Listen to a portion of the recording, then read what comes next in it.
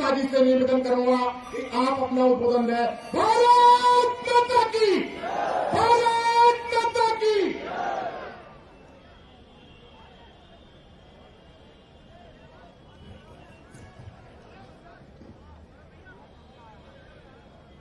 मेरे साथ बोलिए, भारत माता की। क्यों भाई, धनोरा वालों की आवाज को क्या हो गया है? ऐसी आवाज में भारत माता की जय बोलते हैं क्या? मेरे साथ दोनों हाथ उठाइए, उठाइए सभी लोग, दोनों हाथ रोड पर है वो भी उठाए।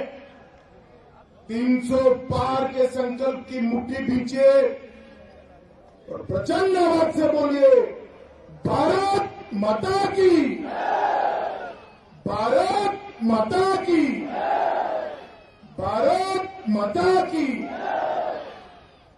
मंच पर उपस्थित डॉक्टर रुचिपाल नागर जी, भारतीय जनता पार्टी के जिला अध्यक्ष जी,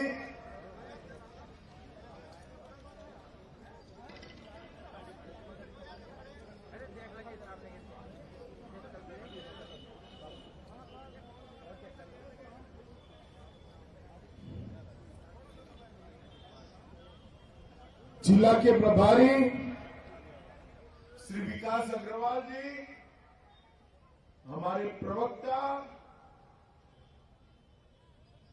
कृष्ण गोपाल जी, हमारे पूर्व सांसद कंवर सिंह तंवर जी, और जिनको जिताने के लिए मैं यहां आया हूं, ऐसे हमारे युवा प्रत्याशी भाई राजीव तरारा जी, और आज धनोरा की इस भूमि पर आए हुए प्यारे भाइयों, बहनों, माताओं और मेरे जिगर के टुकड़े जैसे युवा मित्रों। मित्रों, यह ऐतिहासिक भूमि है। यहां पत्थर कुटी में भगवान शिव स्वयं विराजमान है। चाकेश्वर झारखंडी मंदिर में भी महादेव विराजमान है। मैं दोनों को प्रणाम कर मेरी बात की शुरुआत करना चाहता हूं। मित्रों, आज मैं यहां आया हूं, समय ज्यादा नहीं है, बहुत लंबा बोल नहीं पाऊंगा, मगर आप हमारे प्रत्याशी को फिर से विधायक बना दीजिए। विजय जुलूस में मैं जरूर आऊंगा और लंबी बात करेंगे। मित्रों, जो चुनाव है 2022 का, ये चुनाव हमारे तरह को विधायक बनाने का, कोई विधायक को मंत्री बनाने का चुनाव नहीं। ये चुनाव उत्तर प्रदेश का भविष्य तय करने का चुनाव है। उत्तर प्रदेश को विकास के रास्ते पर ले जाने का। दोनों ओर दो खेमे लगे हैं। एक खेमे में जात पात की बात करने वाले हैं, एक खेमे में दंगा कराने वाले हैं, एक खेमे में माफियाओं के राज को संरक्षण देने वाले हैं, और दूसरा खेमा है जो केवल और केवल विकास करता है, उत्तर प्रदेश को आगे बढ़ाता है। दूसरा खेमा है भारतीय जनता पार्टी का खेमा है। मैं पूछने आया हूं आज धनोरा वालों को, धनोरा वालों, आज मुझे बताओ, गजरोला के अंदर कोई बाहुबली बाकी बचा है क्या? जोर से बोलो, बचा है क्या? कोई मां बहनों के सम्मान के साथ छेड़खानी कर सकता है क्या? कोई आपको परेशान कर सकता है क्या? कोई आपकी भूमि को कब्जा सकता है क्या? 5 साल के अंदर ये जो पलायन करने वाले थे, उनको चुन चुन कर पलायन कराने का काम भारतीय जनता पार्टी की सरकार ने किया है। आज पूरे उत्तर प्रदेश के अंदर माफिया दिखाई पड़ता है तो तीनों जगह पे दिखाई पड़ता है। एक, जेल में दिखाई पड़ता है, दूसरा उत्तर प्रदेश के बाहर दिखाई पड़ता है, और तीसरा समाजवादी पार्टी की विधायक के प्रत्याशी की सूची में दिखाई पड़ता है। और कोई जगह पे माफिया नहीं है। मैं जो पूछता हूं इसका जवाब दीजिएगा भाइयों बहनों। आज मुझे बताओ, ये आजम खान कहां है? अरे जोर से बोलो, सुनाई नहीं पड़ता। कहां है? अतीक अहमद कहां है? मुख्तार अंसारी कहां है? अगर भारतीय जनता पार्टी की सरकार न होती तो ये जेल में होते क्या? होते क्या? होते क्या? अगर आपने गलती कर दी, होने की संभावना ही नहीं है, मगर कर दी तो बाहर आएंगे या नहीं आएंगे? लाना चाहते हो क्या? नहीं लाना चाहते हो तो फिर से योगी आदित्यनाथ के नेतृत्व में कमल फूल की सरकार बनानी पड़ेगी मित्रों, कमल फूल की सरकार। मैं अभी यहां आ रहा था, कंवर सिंह जी मेरे साथ गाड़ी में बैठे थे। मैं रोड देखकर चकित हो गया। मैंने कंवर सिंह जी को पूछा, कंवर सिंह जी ये तो रोड बड़े चकाचक हो गए। उन्होंने कहा 5 साल पहले गड्ढे थे और कीचड़ लगता था। आज भारतीय जनता पार्टी की सरकार ने पूरे उत्तर प्रदेश में रोड बना दिए हैं मित्रों, रोड बना दिए। ये गंगा एक्सप्रेस वे काशी तक जाता है। मोदी जी ने बाबा विश्वनाथ का दरबार फिर से सजाया है, कॉरिडोर बनाया है। गंगा एक्सप्रेसवे 23 में खत्म हो जाएगा। वहां जाकर मां गंगा का शुद्ध जल लेकर आप बाबा विश्वनाथ पर अभिषेक कर सको, ऐसा एक गंगा एक्सप्रेसवे बनाने की भी शुरुआत। मित्रों, सपा बसपा बसपा सपा, ये बुआ भतीजा की सरकार में उत्तर प्रदेश पूरे देश के अंदर पिछड़ा राज्य बन गया। इतने बड़े सूबे की सरकार और उसकी अर्थव्यवस्था देश के 7वें नंबर पर थी। कौन से नंबर पर थी? जोर से बोलो, कौन से नंबर पर? 5 ही साल में मोदी जी के नेतृत्व में 7वें नंबर से दूसरे नंबर पर लाने का काम हमारे योगी आदित्यनाथ ने करा है मित्रों। धनोरा वालों, खुश मत हो जाओ। गजरोला वालों, मैं बताकर जाता हूं, एक मौका और भारतीय जनता पार्टी को दे दो। ये दूसरे नंबर से 2 ही साल में पहले नंबर पर ले जाने का काम ये भारतीय जनता पार्टी। मित्रों, आज पूरे उत्तर प्रदेश में विकास आगे बढ़ चुका है। अखिलेश जी अभी बस ले लेकर घूमते हैं।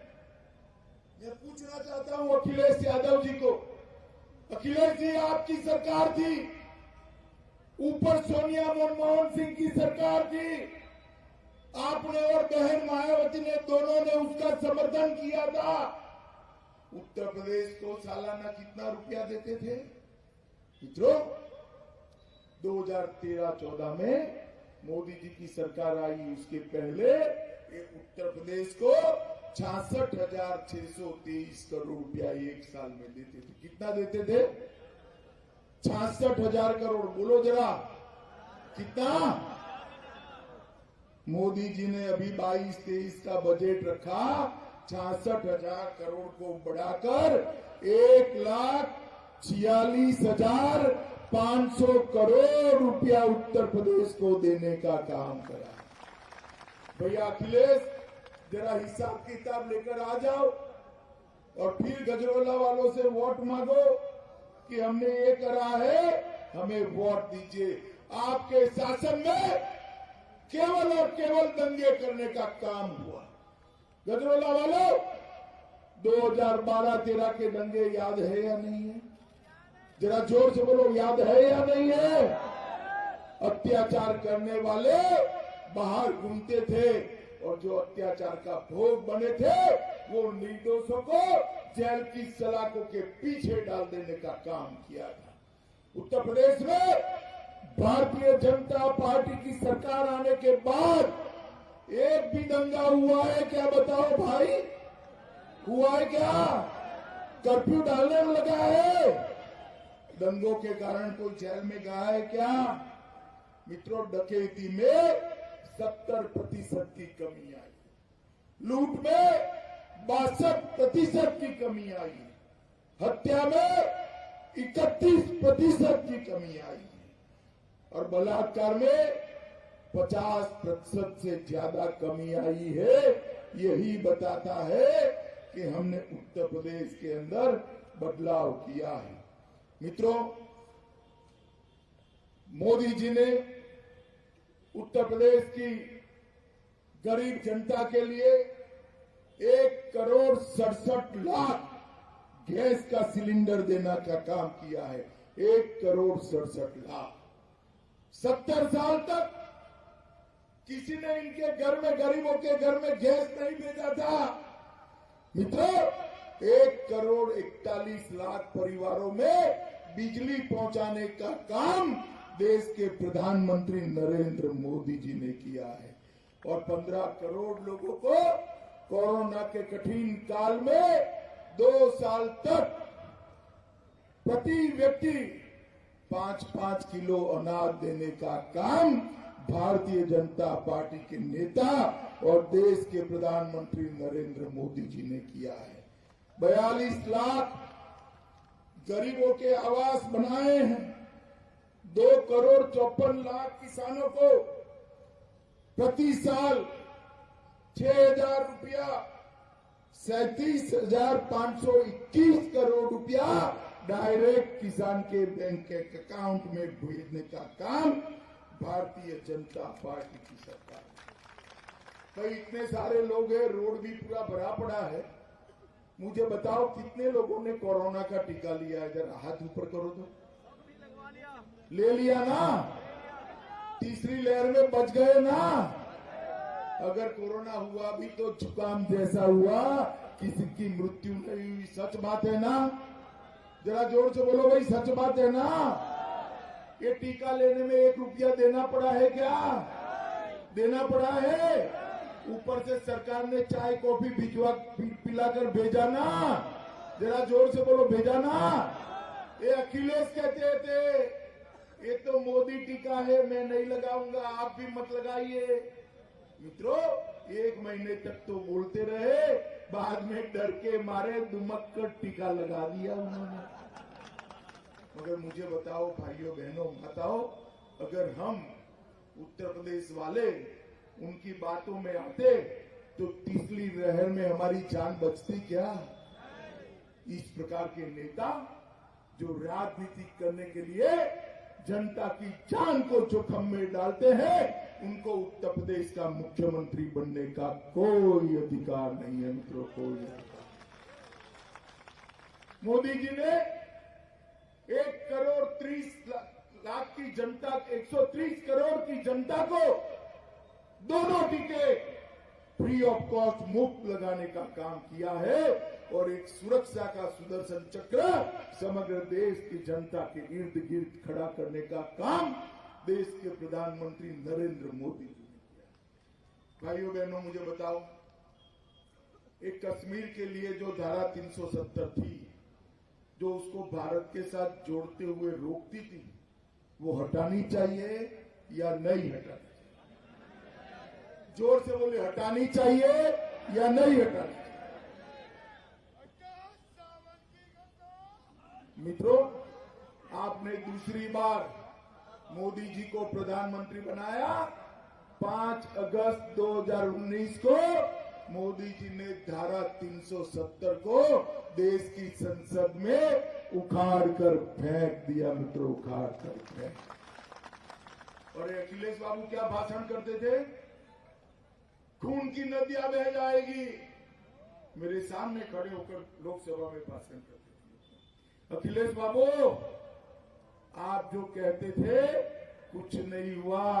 खून की नदियां छोड़िए, कंकर चलाने की किसी की हिम्मत नहीं हुई मित्रों, कंकर चलाने की। इस उत्तर प्रदेश के अंदर जो विकास की गंगा बही है, इसने हमारे क्षेत्र को भी ढेर सारा फायदा पहुंचा है। मित्रों, प्रसिद्ध टिगरी मेले को सरकारी घोषित कर उसको सम्मान देने का काम हमारी सरकार ने किया।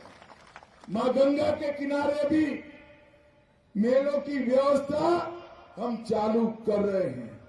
1.5-2 दशक से बंद पड़ी डिंगरा बिजली घर को चालू कराने का काम भारतीय जनता पार्टी की सरकार ने किया है।